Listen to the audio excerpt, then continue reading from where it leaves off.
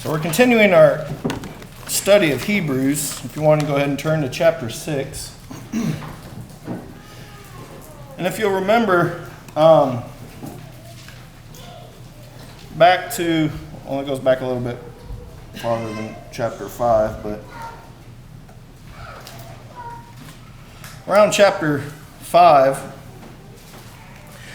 the writer is presenting the case, well, even earlier, he's presented that Jesus is greater than the angels. Then he's gone on, presented and proved that Jesus is greater than Moses. And then just before chapter 5 starts, he starts presenting this case that Jesus is the great high priest. And that was already covered. And then he mentions this. He says that he's a high priest in the order of Melchizedek. And then he interrupts himself in this whole chapter. He's making this big point, and he interrupts himself.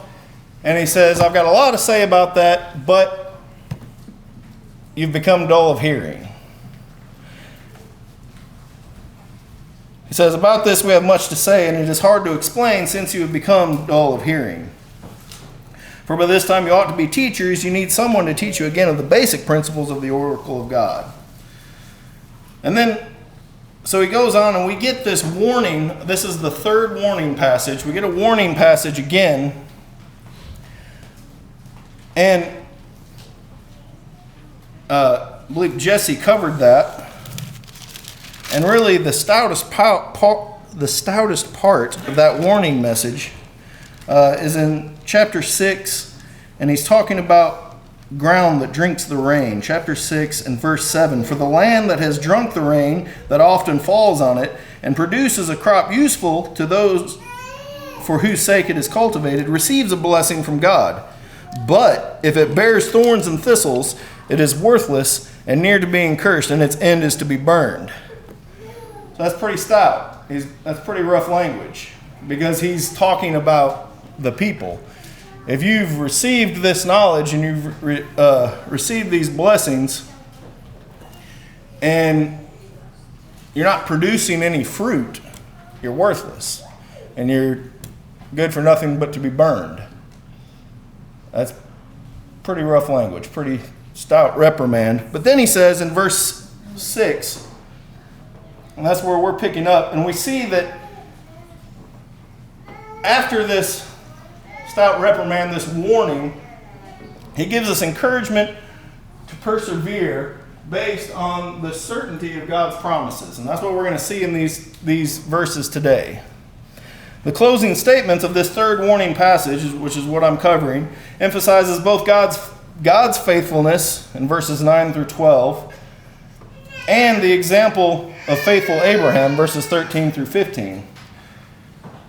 And he does this to encourage the readers themselves to continue steadfastly in the Christian religion. Because remember, these are previous Jews who are wanting to go back to Judaism, probably because of the persecution that they're under. And here in chapter 6, just like in chapter 4 and 14, the warning is followed by words of encouragement and hope.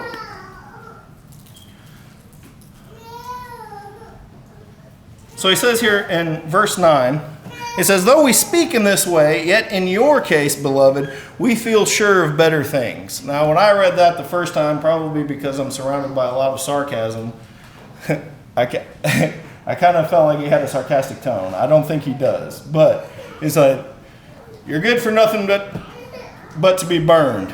But I'm sure better things for you. You know, that's kind of how I took it the first time I read it. But that's not the case. He's being sincere. He says, beloved. He's showing that God truly still does love them. And he is sure of better things for them. Things that belong to salvation. See, he's paralleling back in his warning. This is a parallel to verse 7 of the good ground that drank in the rain and produced good fruit. So what is he seeing from these people? He's seeing something from them that proves to the writer, that there's better things awaiting these people. And what is it? For God is not, verse 10, for God is not unjust so as to overlook you being at church every Sunday. He's not so unjust as to overlook you not using any four-letter words. No, that's not what he said. It's interesting. Every once in a while, I'm studying Hebrews. I go through this. And one, I'm glad that I have a high priest because he's up there. And I feel like every once in a while, my name comes up and Jesus is like, look, God, he's a good guy. He's trying really hard. He just doesn't quite get it yet. Just give him some more time. He's working on it. And that's what happened in this study here. It stepped all over my toes because what does he say? That God is not so unjust to overlook. For God is not so unjust so as to overlook your work and the love that you have shown for his name. Doing what? In serving the saints, as you still do. In serving the saints. Now, saints, this is the first time in Hebrews that the word saints comes up. In the New Testament, this is referring to believers who have not passed on yet. They're still living, but they've been set apart. They're humans that are still living, but have been set apart for God's service. So that's all of us. Serving the saints. And we get a little bit more detail about what exactly they were doing over in chapter 10, but we know that he was serving the saints. And he says, as you still do. This is something I feel like I struggle with. I'm not one to be the first up to jump up and help. Rusty was an excellent example of what we need to strive to be in regards to this verse. These people had flaws. Some of them had bigger flaws than others. But he said, because of your serving the saints, he's not going to overlook that. We've got men here, and I'm not, even though Rusty's gone, there's still men here that do great work in serving one another. Nathan is an excellent example. Josh Hamilton, if he'd been running on 2 hours of sleep in the last 48 hours and people need help, he shows up in his Crocs ready to do whatever needs to be done. I don't know Alan for as long as other people, but I can tell he's one of those types of people. He's going to help. He's going to get it done before anybody else shows up, and you don't even have to be there. Bill, my water pump went out, and before I ever got home from work, he was there working on it.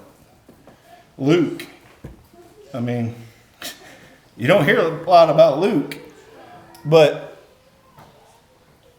I haven't bought a mower yet because I'm picky, and mower want's really expensive. So back when we lived on West Eden Road, I asked to borrow his mower. He came over before I got home from work. My yard was cut, and he was gone. And then, you got I really appreciate it, but I like cutting it the way I want to cut. Get over yourself, Josh. It's ridiculous. I think, so I've thought back. This is really timely. This lesson was really good. We've they've started an effort to help the men serve more. It's a work that's starting now, and that's very timely. I think it's great. And I think back in the past couple of months, there's a lot in my life that I need God to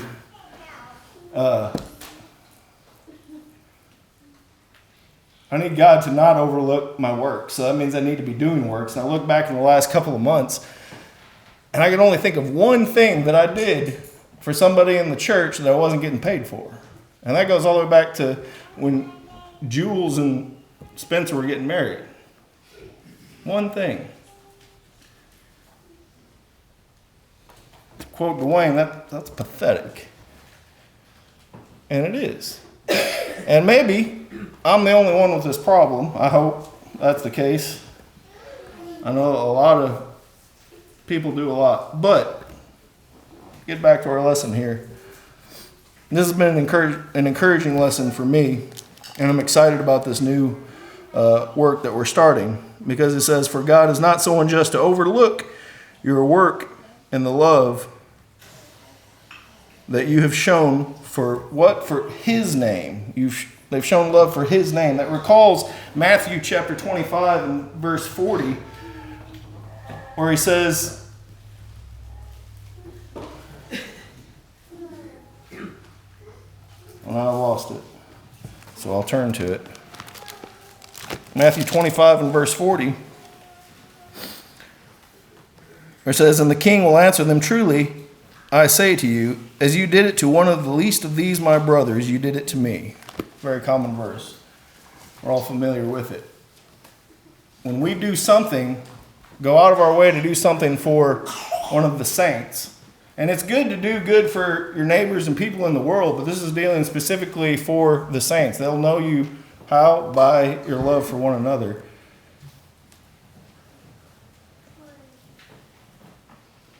When we do something for them, God reckons it as us doing it to him. And that's profound. Anyway, he feels sure better things for them because God is not so unjust to overlook their work and their love you have shown for his name in serving the saints. I can teach you how to lead a song and worship. I might have a discussion with you what I do to try to keep my mind focused while I'm here in worship. But some of these men can teach you how to work and to show love for his name in serving the saints. That's something to be acknowledged. And what does James say about pure and undefiled religion over in James, next book over, chapter 1, and verse 24? He says, for he looks...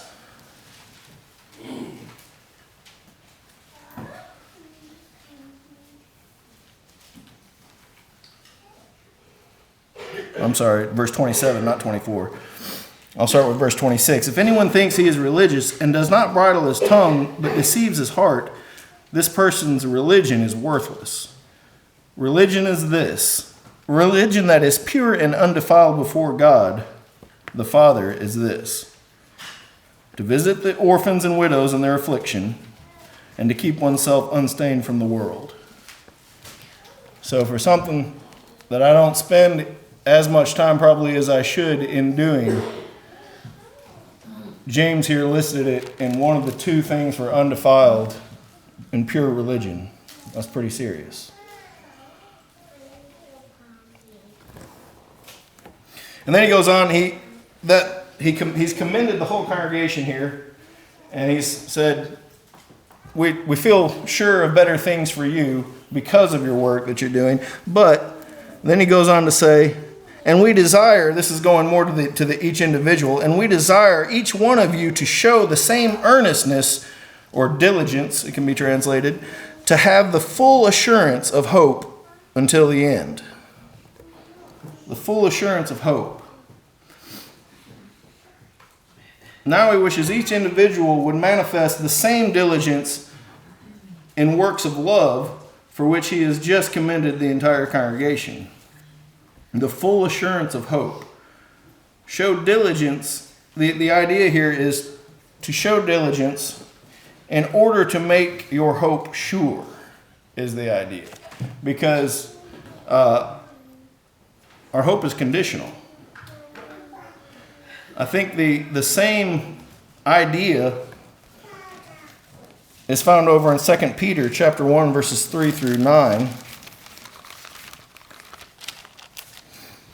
2 Peter chapter 1, verses 3 through 9 says, his divine power has granted to us all things that pertain to life and godliness, through the knowledge of him who called us to his own glory and excellence, by which he has granted to us his precious and very great promises, so that through them you might be partakers of the divine nature, having escaped from the corruption that is in the world because of sinful desire.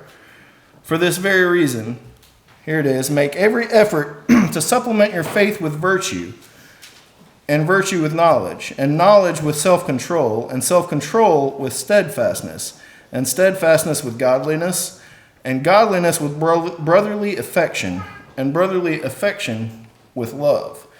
See, there was things that these people were doing. There was works of love they were doing for one another. There were qualities that they had that proved to Paul that they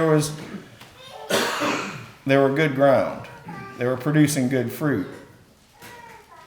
And the works that they did were the visible part of that. Some of these things you can't see on the outside, but the works you can. For if these qualities are yours and increasing, they keep you from being ineffective or unfruitful in the knowledge of the Lord Jesus Christ. For whoever lacks these qualities is so nearsighted that he is blind, having forgotten that he was cleansed from his former sins. And I want to make this point clear. We have a hope. Actually, first I'll quote what Gareth Reese said about hope. He said, hope is a complex emotion of the human mind consisting of a desire for a known object and an expectation of receiving it. If either the desire or the expectation is missing, it is not hope. It's just wishing. So you've got hope, just a little visual. You have to have a desire for a certain object, and you have to have the expectation of receiving it and enjoying it. Either one of those are gone, you don't have hope. You're just wishing for it. And I wish I could say that at all times in my life I was 100% confident and had hope. But there's times I wonder, am I doing enough? Am I really saved? Because, I still have that desire, but every once in a while I start questioning that expectation. And we use the word, well, I hope I'm going, but really you're not hoping there because you've lost one of the two qualifications. You're wishing you could go, is what's happening. Me. So what do you do to remedy that? Add some true brotherly love to all that knowledge, virtue, and self-control you got. Because he says here that we can get the full assurance of hope if each of us individually give diligence to this. Have the full assurance of hope. Gareth Reese goes on to say, when the word hope occurs in any passage, it may refer either to the action of hoping, or it may emphasize the object that is hoped for. The object of the Christian's hope is eternal life, or that Sabbath rest that's mentioned in Hebrews 4:9 that awaits the people of God. So if hope in this verse refers to the thing hoped for, the ultimate salvation in heaven, then the verse says that as a Christian continues to exhibit his faith through his works, thereby comes the full assurance of his final salvation. So, if I want to be really sure, I will become more assured of my salvation the more good works that I do. And we do a lot of works, and we do a lot of things in our life to feel comfortable and secure.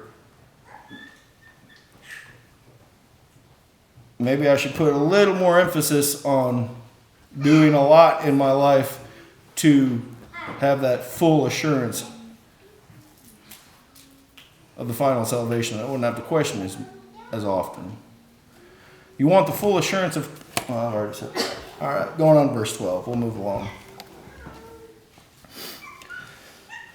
He says, and we desire that each one of you show the same earnestness or diligence to have the full assurance of hope until the end, so that you may not be sluggish. Now that word sluggish there is the same Greek word that was translated dull of hearing earlier in chapter 5.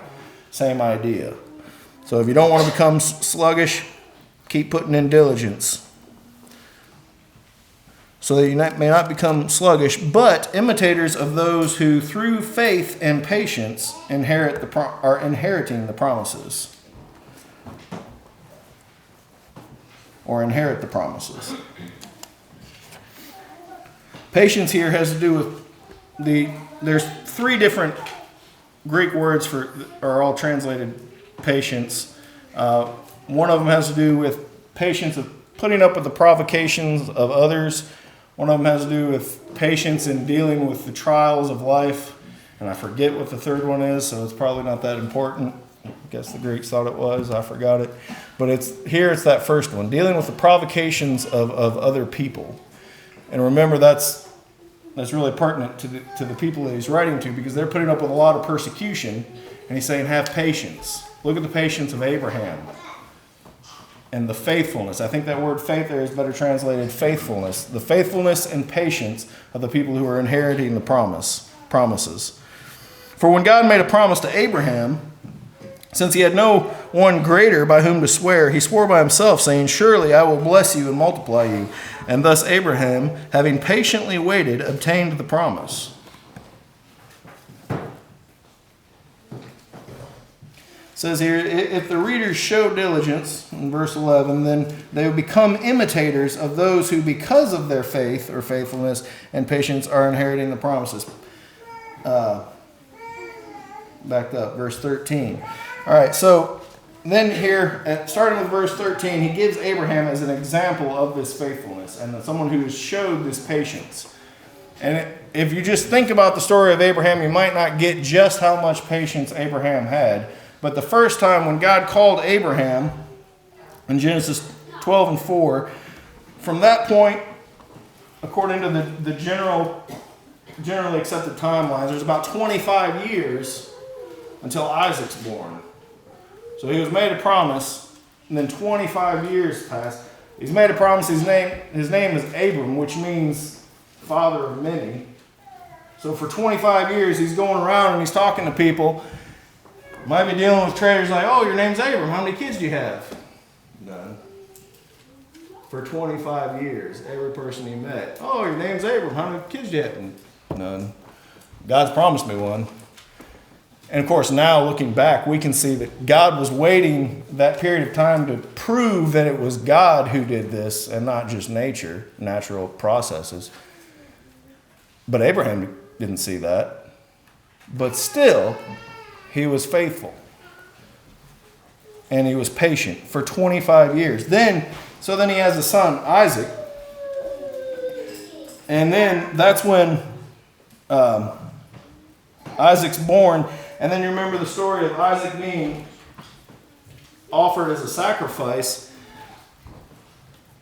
According to Jewish history, that's another 20-something years. They think Isaac was probably in his early 20s. So you got the 25 years he's waited. You got 20-something years where at this sacrifice that God stopped him from doing, he reaffirms this promise and covers it with a covenant or an oath.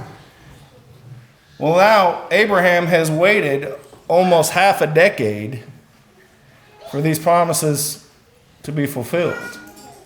There's 2 more parts to the promise, not just the first kid, but he's got 2 more promises. He's waited half a decade for this. And now, 50 years later, God gives him the promise again and seals it. He guarantees it with an oath. Then, 60 years later, oh yeah, by the way, he changed his name to Abraham, which means father of multitudes. So then he goes through another 50 years did I say that? No, 60 years. Goes for another 60 years. Oh, you're the father of multitudes. How many grandchildren do you have? Well, none. How many kids you got? 1. Father of multitudes, huh? For 60 years. And then he finally had grandkids, and then 15 years later he died. That's the example of faithfulness and patience that we have in Abraham. So God, and I think by this point we understand the oaths from the Old Testament. It's something that if there's any discrepancy happening, you lay down an oath and it's the end of discussion. You know, if you say you're going to pay such and such amount for something in a year or 2, they don't think you're going to do it. You make an oath, that's the end of it. It was from a time when a man's word meant something. And if he wanted to make sure his word meant something, he made an oath. And they would make the oath on something greater than themselves for them to be punished. Maybe make an oath by a king. If I don't do this, let the king kill me. If I don't do this, they give an oath by God. Let God punish me if I don't do whatever it is I'm saying. Well, God, there's nobody higher than God. There's nothing greater than God. So he made this oath on himself. It says, for when God made a promise to Abraham, since he had no one greater by whom to swear, he swore by himself, saying, surely I will bless you and multiply you. And thus Abraham, having patiently waited, obtained the promise. For people, by swearing something, for people swear by something greater than themselves, and in all their disputes, an oath is final for confirmation. Verse 17, so when God desired to show more convincingly to the heirs of the promise the unchangeable character of his purpose, he guaranteed it with an oath. So that by two unchangeable things, in which it is impossible for God to lie, we who have fled for refuge might have strong encouragement to hold fast to that hope set before us.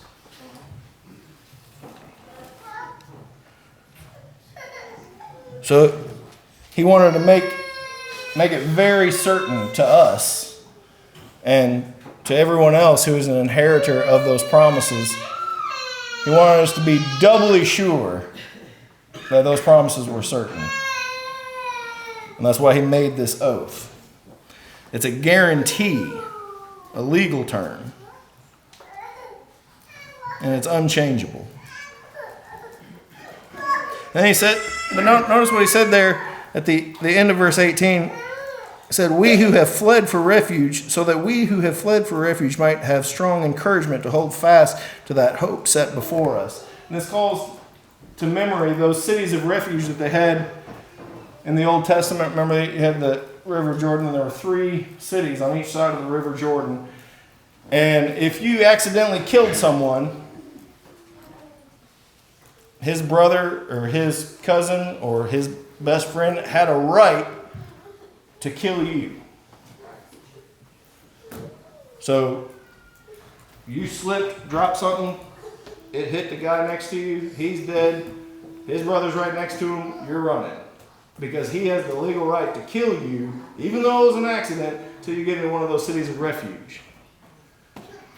So they're dispersed out pretty evenly. There's one on each side of the river, so you ain't got to cross the river to get to one. You run there and you get inside, and nothing is bringing you out of that city until the dispute is settled. And that's what he's calling to mind here, that we've run for refuge. If you get into that city, nothing's getting you out of that city. If there's a post in the middle, you're grabbing it and holding on for dear life. Nothing's going to let you go back outside those gates. That's what he's encouraging them to do. Have that same assurance of hope.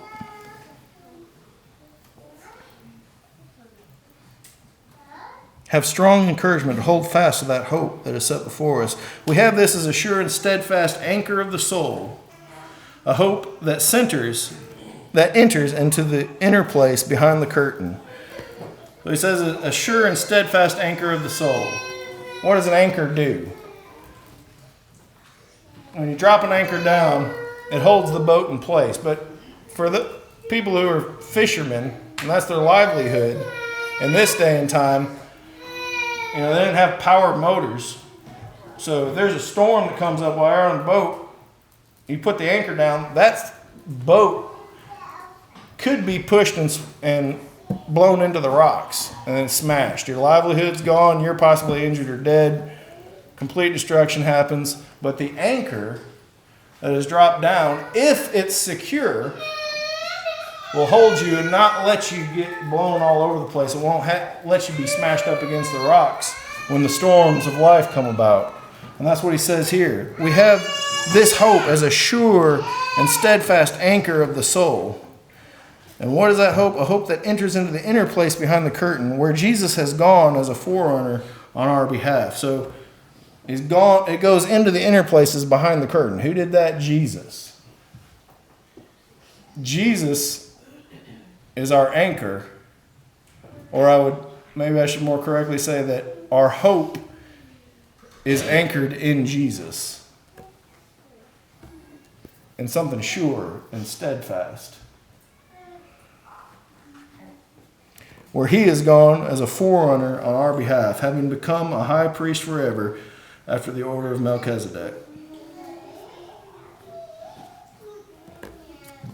Hope is fundamentally, this is Reese again, hope is fundamentally important to a man's soul.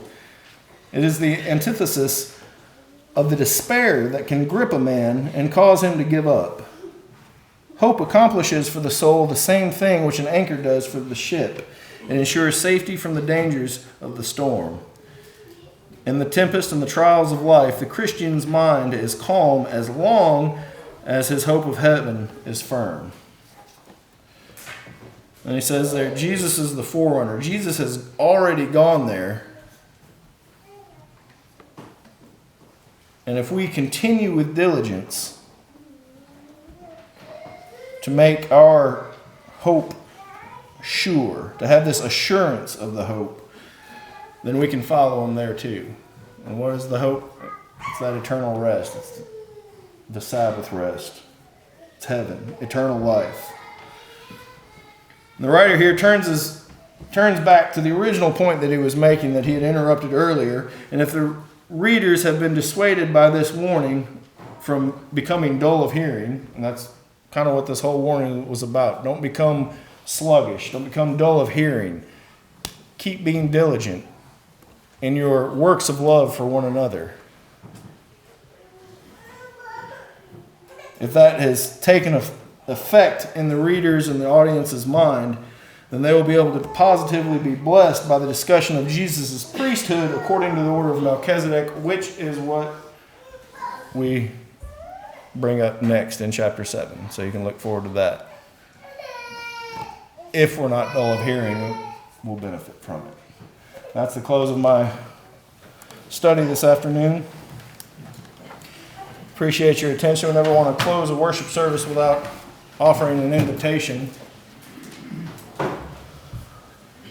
If anyone is here, doesn't look like there's anyone that's from the community, but if anyone is here who hasn't been baptized, hasn't accepted Jesus as your Lord and Savior, your King, and you've been thinking about it and studying about it, this is an opportunity to take advantage of that. Or if there's things in your life that just aren't quite right, maybe you just want the prayers of the church, or maybe you've done something publicly that needs to be corrected, then this is our opportunity to come while we stand and while we sing. Thanks for watching this video.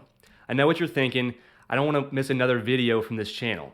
In order to avoid that, click on the red button down there, subscribe, and then click the bell icon.